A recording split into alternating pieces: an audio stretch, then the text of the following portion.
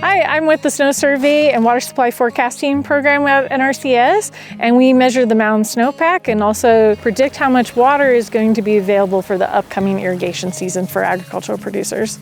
The West is having a very low snowpack year. We're setting records in many states. Idaho set a record low snowpack on February 8th. And with the warm temperatures, we're seeing the snowpack melt earlier this year. And so that impacts producers because the timing of that meltwater is very important for their operations.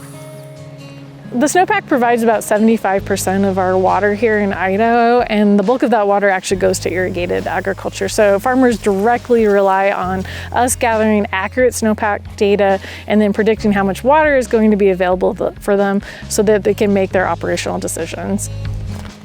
We monitor the mountain snowpack in two different ways. We use snowtail stations like the one behind me. These are automated weather stations that send out hourly data that anyone can look at and is publicly available.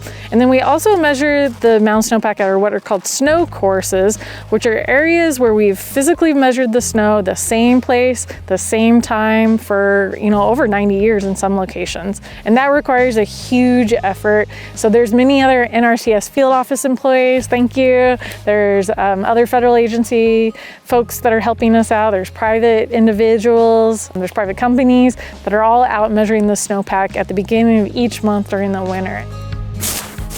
We're using what's called a federal sampler, which is a hollow tube that allows us to plunge it through the snow all the way to the ground. Then we can measure how deep the snow is, and then we extract a core of snow and we weigh it, and that gives us our water content of the snow, because really we care about how much water there is. The reason the snowtail data is so trustworthy is that we have a whole team of hydrologists who are carefully looking at the data every single day and quality controlling it so the public know and can trust the data. All of our data is available online. It's practically real time because you're getting hourly data. And so we have what's called the interactive map.